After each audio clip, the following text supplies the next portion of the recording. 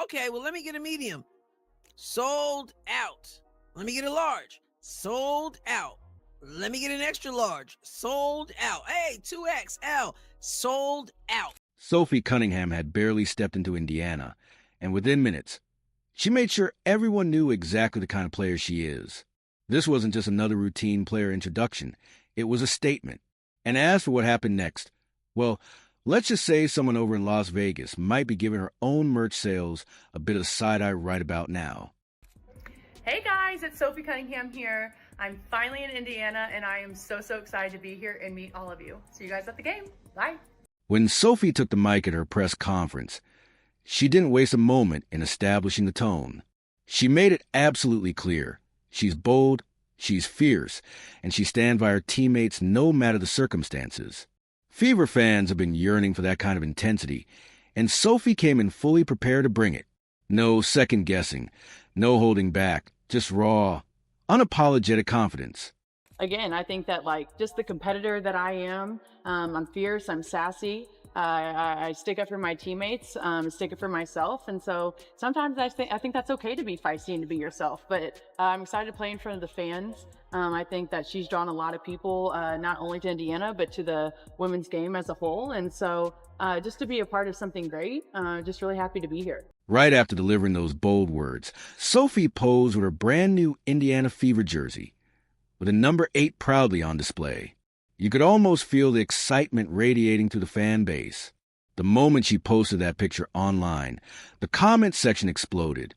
Fans were already scrambling to find out where they could get their hands on her jersey. Not long after I put it up, I was going through the comments, and I noticed someone commented saying, I'm going to get one of those jerseys. Sophie Cunningham, yes, I'm getting that jersey. But the commenter said, I can't get a jersey. These jerseys are gone. These jerseys are about sold out. Can't get one. And I was thinking. And that's when the real chaos began. Just hours after a press conference, social media erupted with fans all saying the same thing. Sophie Cunningham's jersey was nowhere to be found.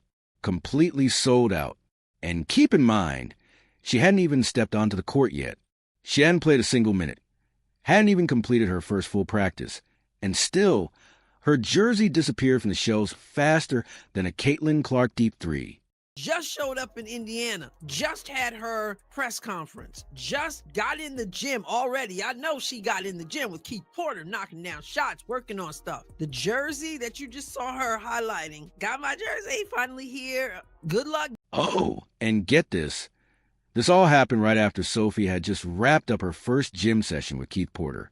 She was still catching her breath from her very first Fever workout, and by that time, fans had already wiped out every last Cunningham jersey in stock. That's wild. Look, I went this morning, I said, let me go see for myself what's up with the sale of the jersey, just because I had seen that comment. So I came on over to the team store. You can get Pacers gear, Fever gear. So here is Sophie Cunningham's jersey. It's the front of the jersey. Meanwhile, somewhere across the country, you just know Asia Wilson had to be watching this unfold like, hold up, who just sold out their jerseys before even playing a game?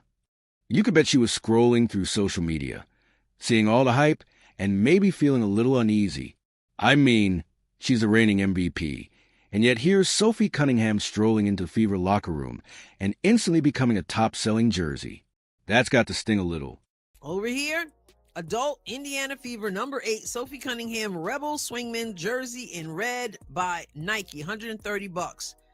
Okay, so look at this. There's a size extra small available. Needless to say, that one ain't for me. So this is, look at the rest of these. If you want a small, here's the sign. Here it is right here. Sold out. Let's be real. Fever fans are loving Sophie because she brings that raw, unfiltered energy that Indiana thrives on. She didn't just say she's going to stand up for her teammates. She means it. And Fever Nation felt that passion instantly, responding by making sure every last Cunningham jersey was gone. The Indiana Fever's merchandise team just got hit with a tidal wave they never saw coming. Fans rushed to the team store website in droves, and the result? Absolute chaos. Sophie Cunningham's jersey sold out faster than almost any other WNBA player in history, all before she's even played a single minute for Indiana. Okay, well, let me get a medium. Sold out. Let me get a large. Sold out. Let me get an extra large. Sold out. Hey, 2XL. Sold out. The only thing that you can get is an extra small, and it still says low stock, one item left. One item. Think about that for a second. This isn't a long-time franchise player or a former MVP. This is a newly acquired role player. And yet, her jersey demand skyrocketed as if she's the face of the league. The Fever's merchandise team? Completely blindsided. They're probably still scrambling behind the scenes, desperately trying to restock before the season even begins. But just how intense is this sellout situation? Let's take a closer look at what's happening over at the Indiana Fever's official store. Cunningham just showed up in Indy. Hasn't played a game yet. And that commenter wasn't lying. If you're extra small, I guess you can grab up that one left. That's wild. I guess the message has been sent. The organization is going to have to make sure they have plenty. I checked the site myself, thinking maybe there'd be a few sizes left. Nope.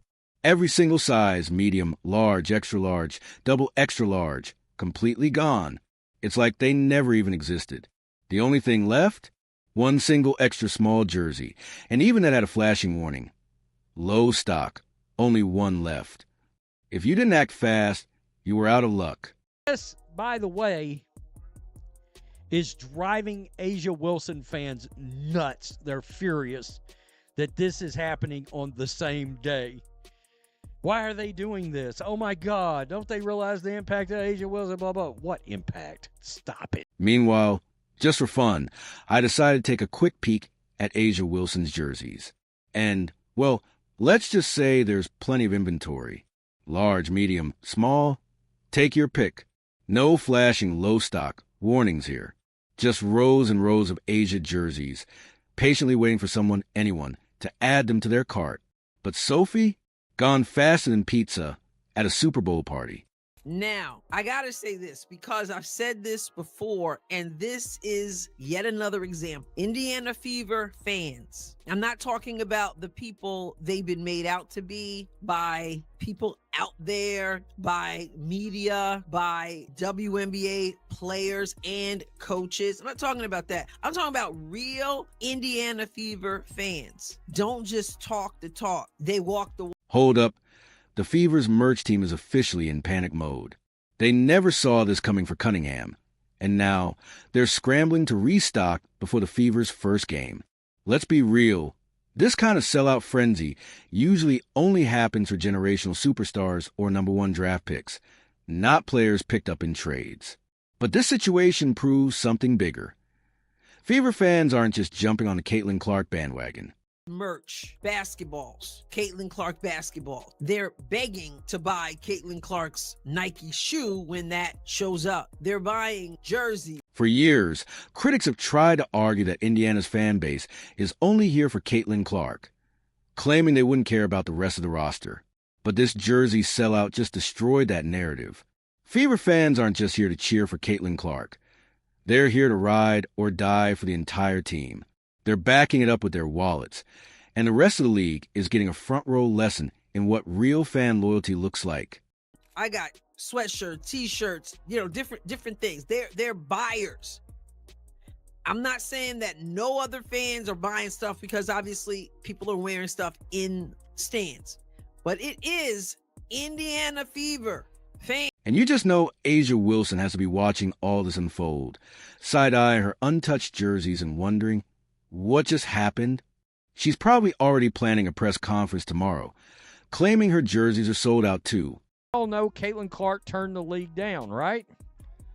Well, this source close to A'ja Wilson is claiming they offered A'ja Wilson more money than Caitlin Clark to play in this. Oh, definitely.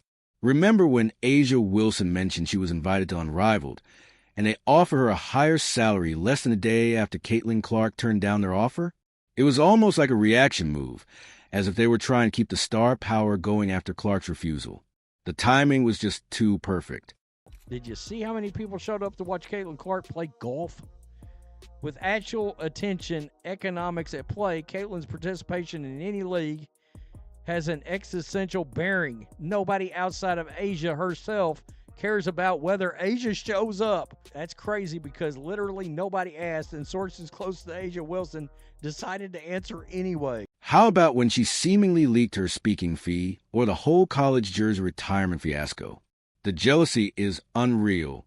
Down, right? Renee Montgomery of the Atlanta Dream. They not like us, Renee. Those who say it's not about Caitlin, it's not, I'm not saying again that no other fans are buying stuff. That's obviously not true. But you cannot, just like you can't compare other players to Caitlin Clark and the effect she has, you cannot compare. Indiana Fever fans aren't just talking the talk.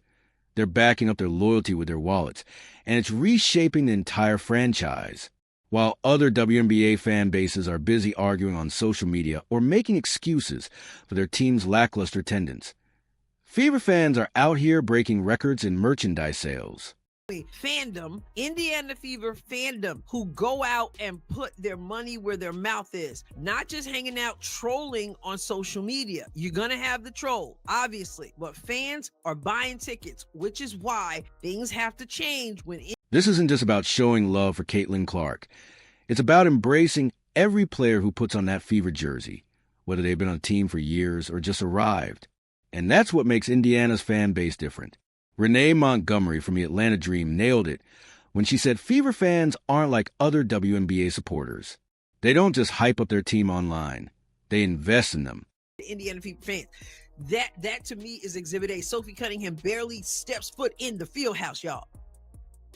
Jersey, one left in extra small. Everything else sold out, sold out, sold out, sold out, sold out. Whether you skinny, whether you fat, sold out. Equal opportunity. Think about it. Sophie Cunningham hasn't even stepped on the court for Indiana yet, and she's already being treated like royalty. In most markets, role players might sell a few jerseys after they've proven themselves, but in Indiana, Fever fans aren't waiting. They're going all in from day one, and it's sending shockwaves through the league. I just want to point that out.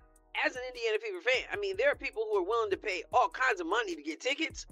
There are people who are buying merch off, like flying off the shelves, basketball, all kinds of stuff. And they're begging to buy that shoe. That's why I said, Nike, I don't know what the deal is. I'm not into the contract or anything like that. They got something, whatever their agreement is, that's their agreement. I'm saying, though, when that shoe shows up, they better prepare. But this is bigger than just a few jerseys flying off the shelves. Indiana's fan loyalty is turning the Fever into a destination franchise, and players around the WNBA are taking notice. If you had the choice between playing in front of half-empty arenas with zero energy, or joining a team where fans welcome you with open arms and buy out your jersey before you've even played a game, where would you go? Indiana is making itself the place to be, and other teams are scrambling to catch up. Now, we have a full-blown merchandise crisis on our hands. Fever fans are trying to get their hands on anything with that Indiana logo, and the supply chain just can't keep up. Jerseys are gone, hats are selling out, and let's not even get started on the Caitlin Clark shoe situation. She had the craziest momentum that we have ever seen with any athlete in the history of ever. And the fact that Nike did not capitalize on that, the fact that they are the biggest athletic sportswear brand in the world, and we didn't hear a peep out of them the entire season, it truly makes me wonder, like, if I were Caitlin Clark's management, and again, I don't know what's going on behind the scenes, but I would be truly rethinking the deal that I signed. Nike is completely missing the mark on what could be the biggest WNBA merchandise release of all time. Clark's signature shoes? Nowhere to be found, no release date, no update. Nothing. Meanwhile, fans are practically throwing their credit cards at the screen, begging to buy them. If Sophie's jersey sold out in hours, Clark's shoes will vanish in seconds. So what's Nike waiting for? The Fever are turning into a merchandise juggernaut, and the only thing holding them back now is a lack of supply. If the WNBA and Nike don't wake up fast, they're going to miss out on the biggest business opportunity the league has ever seen. Remember, fans are for real Indiana Fever fans, and they buy tickets. They sell out arenas, home and away. They buy merch. Indiana Fever fans aren't just making noise. They're proving their loyalty with their wallets. Yet, Nike and the Fever organization are completely dropping the ball. Every day that merchandise stays out of stock is another massive missed opportunity, another day of lost revenue that the team will never recover. Because Indiana Fever fans support, not just by running their mouth or running their fingers, they actually do something. And those who may not be able to afford it, they want to do something. And so this is just me saying, way to go, Fever fans. And we love, listen, remember how it was like nobody wants to go play in Indiana? Nobody wants to play with Caitlin Clark. Those fans. And we came to find out when free agency showed up, everybody wanted to go to Indiana and play for the Indiana Fever and play with Caitlin Clark. And when they got here, started praising the fans. Think about it. Sophie Cunningham, a role player, sold out her jersey before even stepping on the court for Indiana. That alone should have set off alarm bells at Nike's headquarters. If Sophie's jersey can't stay on the shelves, imagine what's going to happen when Caitlin Clark's signature shoes finally drop. The demand is already sky high, but instead of capitalizing on it, Nike's slow production is capping the Fever's growth at a time when they should be dominating the market. What makes this even more frustrating? Fans are ready to spend. This isn't about people hesitating over prices or debating whether to buy. They want to buy, but they can't. They're searching, refreshing, waiting in line, and getting nothing. This is a business owner's dream scenario. Customers practically throwing money at you. But the problem? There's no inventory to sell. If Nike and the Fever don't step up production right now, they're not just missing out on revenue. They're actively hurting the Fever's momentum. They need to flood the market with jerseys, t-shirts, hats, and, yes, finally release those Caitlin Clark shoes. The longer they delay, the more potential revenue disappears, and the more frustrated fans grow.